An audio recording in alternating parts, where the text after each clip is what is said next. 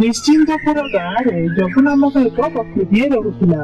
ସେ ତାର ସ୍ତ୍ରୀ, ଝିଅ, ପୁଅ ଓ ତାର ମା ସହିତ ସେଇ ଗାଁରେ ହସ ଖୁସିରେ ରହୁଥିଲା। ଯବୁ ଗରିବ ହେଲେ ମଧ୍ୟ ତାର ପରିବାରକୁ ବହୁତ ଖୁସିରେ ରଖୁଥିଲା, କାରଣ ସେ ଓ ତାର ସ୍ତ୍ରୀ ବହୁତ ପରିଶ୍ରମୀ ଥିଲେ। ତାଙ୍କ ପାଖ ଘରେ ରଘୁ ଓ ରୀନା ନାମକ ସ୍ୱାମୀ ସ୍ତ୍ରୀ 2 ଜଣ ରହୁଥିଲେ। ସେମାନେ ବହୁତ ଧନୀ ଥିଲେ।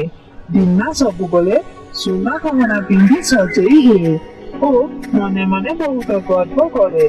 ରଘୁ ସହରରେ ଚାକିରି କରୁଥିବାରୁ ସକାଳୁ ଯାଇ ସନ୍ଧ୍ୟାରେ ଫେରେ। ରୀନା ଦିନ ସାରା ଘରେ ଏକୁଟିଆ ରହି ଖାଲି ଟିଭି ଦେଖୁଥାଏ।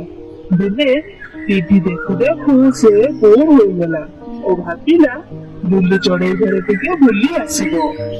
ତାପରେ ସେ ନୂଆ ଶାଢୀ ଓ ଗହଣା ପିନ୍ଧି ଜୁଲି ଚଢେଇ ଘରକୁ ଗଲା। ରୀନା ଚଢେଇ ଜୁଲି ଚଢେଇ ଘରେ ପହଞ୍ଚିଲା ପରେ ଜୁଲି ଚଢେଇ କହିଲା, ଆରେ ରୀନା ଚଢେଇ, ଆସ ଆସ, ଏତେ ଦିନ ପରେ ମୋ କଥା ମନେ ପଡିଲା। ଆଲୋ, କଣ କହିବି ଆଉ, ଘରକୁ ତ ମୁଁ ଏକୁଟିଆ। ଏମିତି ବି ମୋ ସ୍ୱାମୀ ସବୁବେଳେ ଅଫିସ ଯାଆନ୍ତି। ଘରକୁ ଫେରିଲା ବେଳକୁ ସନ୍ଧ୍ୟା। ଏତେ କାମ ଯେ କେମିତି ଆସିବି।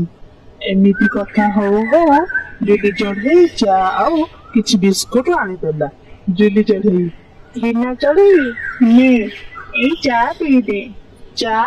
ନାଇଁ ଥାଉ, ମୁଁ ଚା ପିଏ ନାହିଁ, ମୁଁ ଖାଲି କଫି ପିଏ। ଏସବୁ ମତେ ପସନ୍ଦ ନୁହେଁ।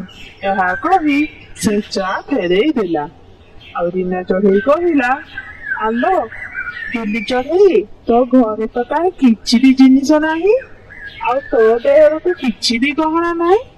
ଏଇ ମତେ ଦେଖ, ମୁଁ କେତେ ଗହଣା ପିନ୍ଧିଛି, ଆଉ ମୋ ଘର ଦେଖିଛୁ କେତେ କଣ ଜିନିଷ ରଖିଛି।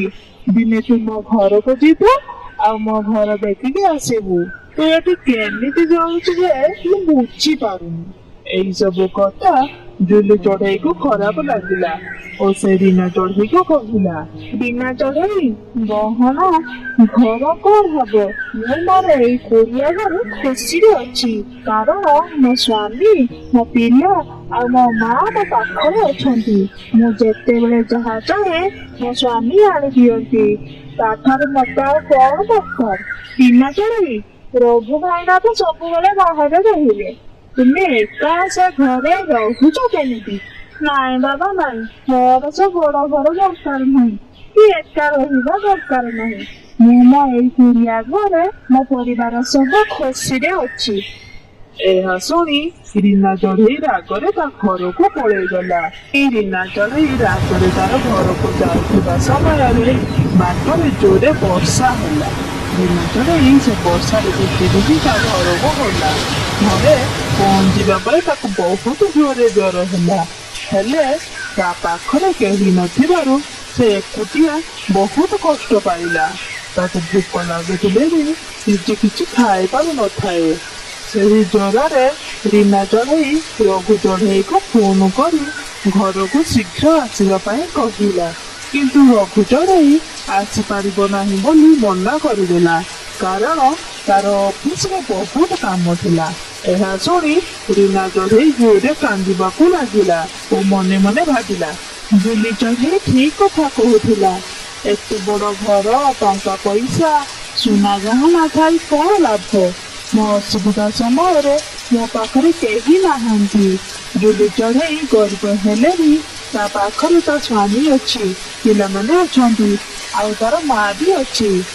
ଏହା ଭାବି ଭାବି ସେ ଜ୍ୱରରେ ଶୋଇ ପଡିଲା। ତା ପରଦିନ ସକାଳ ହେଲା। ରଘୁ ଚଢେଇ ରୀନା ଚଢେଇକୁ ମେଡିସିନ ଦେଇ ପୁଣି ଅଫିସ ବାହାରିଗଲା। ରୀନା ଚଢେଇ ଦେହ ବି ଟିକେ ଭଲ ହୋଇଯାଇଥାଏ। ତାର ଜୁଲି ଚଢେଇ ଘରକୁ ଯିବା ପାଇଁ ଇଚ୍ଛା ହେଲା। ସେ ଜୁଲି ଚଢେଇ ଘରକୁ ଗଲା ଆଉ ଜୁଲି ଚଢେଇକୁ କହିଲା, ଜୁଲି ଚଢେଇ, ମୋର ଭୁଲ ହେଇଯାଇଛି। କାଲି ମୁଁ ତତେ ବହୁତ ଖରାପ ବ୍ୟବହାର କଲି। ମୋର ବହୁତ ଗହଣା ଘର କଥା କହି ତତେ ଦେଖେଇ ହେଲି। ତୁ ଜମା ଖରାପ ଭାବିବୁନି, ମତେ କ୍ଷମା କରିଦବୁ।